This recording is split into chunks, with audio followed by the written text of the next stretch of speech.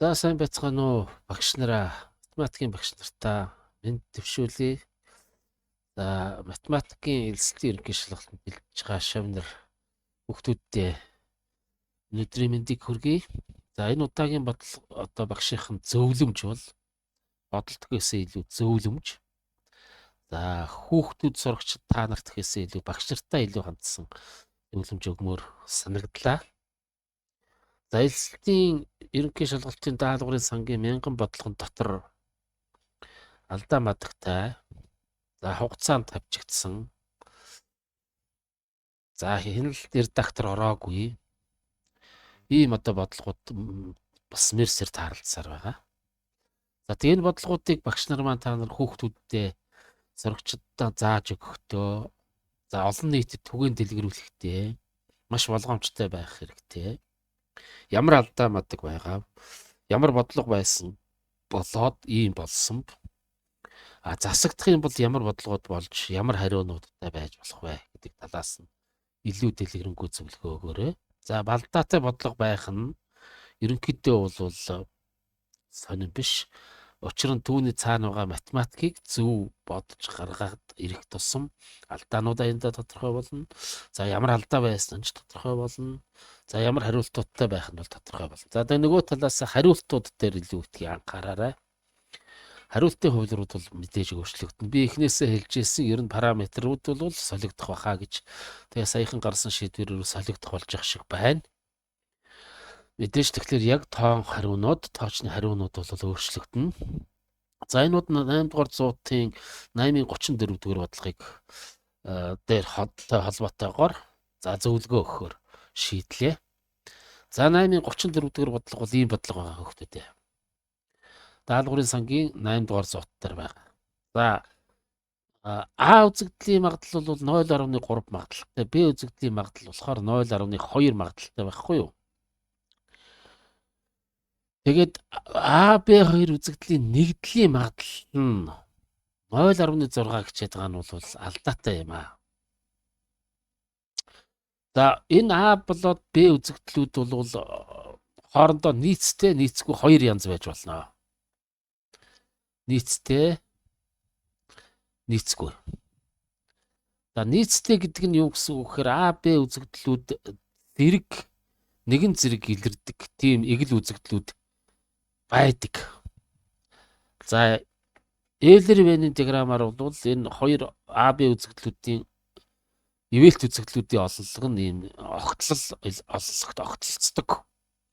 За нийцгүй гэдэг нь бол энэ ивэлт үзэгдлүүдийн олонлого нь үл огтлцох олонлогод байдаг. Ийм тохиолдол нийцгүй гэдэг юм аа. За нийцтэй байх юм бол П А нэгдэл Б бол юутай тэнцдэг гэхээр А-гийн магадлал дээр Б-гийн магадлалыг нэмээд тэгээд А, Б хоёрын огтлолын магадлалыг хасдаг. Энэ бол нэг олонлогийн чадлыг тоолоод нэгтгэн зайлуулах зарчим хэрэгжилж байгаатайгаа яг адилхан зүйл шүү дээ. Хэрвээ нийцгүй байх юм бол үнэндээ хоорондоо огтлцох юм байхгүй байх юм бол энэ нэгдэл бол ПА дээр нэмэх нь ПБ-тэй тэнцдэг. Энэ яагаад тэгж байгаа юм гэхээр огтлол байхгүй юм чинь ПА огтлол Б бол тэг байж таарна шүү дээ. Тэгээ тгийг хасахгүй хасаад бичихгүй байж болно гэсэн үг.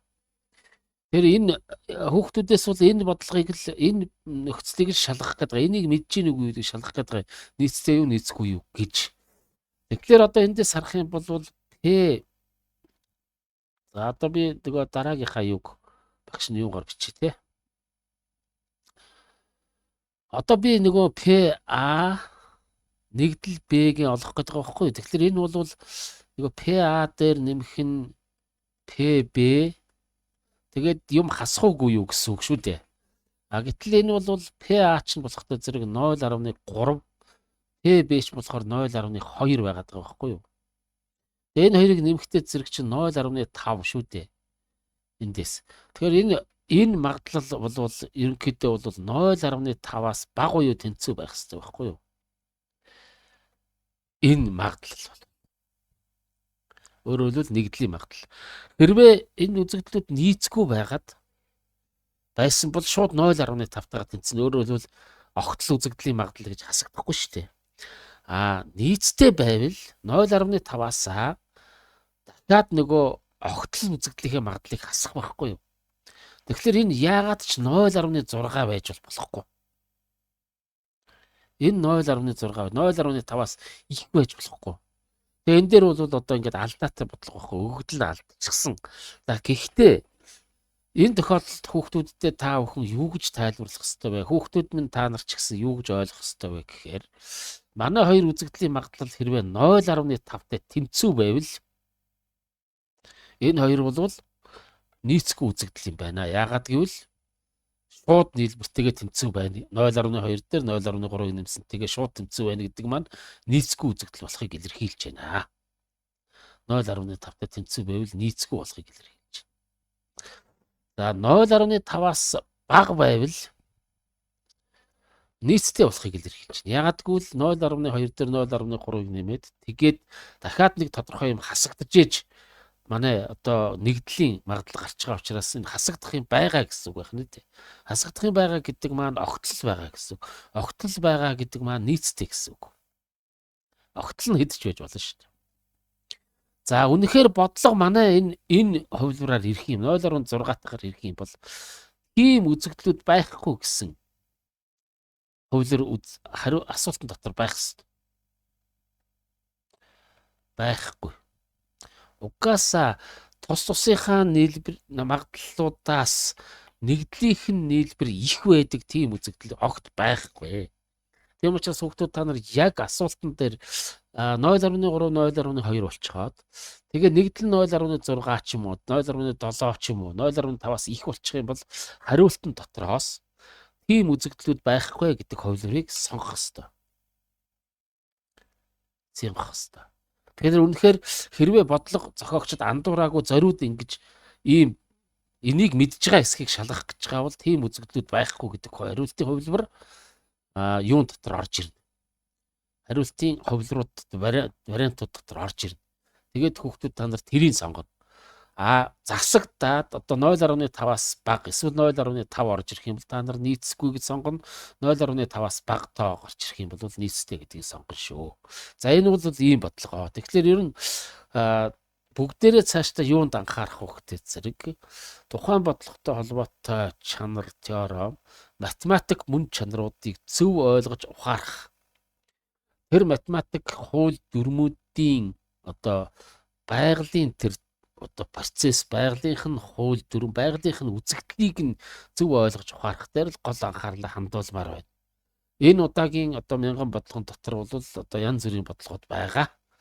За тийм учраас бүгдээрээ нөгөө талаасаа саяхан гарсан шийдвэрүүд параметрууд солигдно гэж гарсан. Тийм учраас 0.3, 0.2-т солигдно, 0.6-т солигдно. Мэдээж солигдохоороо одоо яг алдаагүй тохирцтой бодлогод болж ирэх байх. За тэгвэл зориуд зохиогчд бас яг ийм байдлыг шалгаж болно шүү дээ хүүхдүүд та нараас. Энэ үнэхээр ийм байж болдгоо маа гэдгийг мэдж гэнэ үгүй юу гэдгийг нь шалгаж болно шүү дээ. Тэгэх юм бол хариултын хувилбар дотор тийм үзэгдлүүд байхгүй гэдэг хувилбар мэдээж орж ирж таараа. Тэгээд түүнийгээ сонгох хэрэгтэй шүү. За ингээд ер нь алдаа мадагтай бодлогууд ер нь одоо бодлогуудыг хүүхдүүддээ бодож өгөхдөө бас сайн анхаараарай. За бас алдаатай юм шиг боловч зохиогчд бас яг ийм байдлыг шалгахыг хүсхийг үгүйсгэхгүй шүү гэдгийг багш та нарт зөвлөх гэсэн юм аа. За ингээд хүүхдүүд багш нарынхаа элсдийн ерөнхий шалгалтын бэлтгэлд нь амжилт хүсье.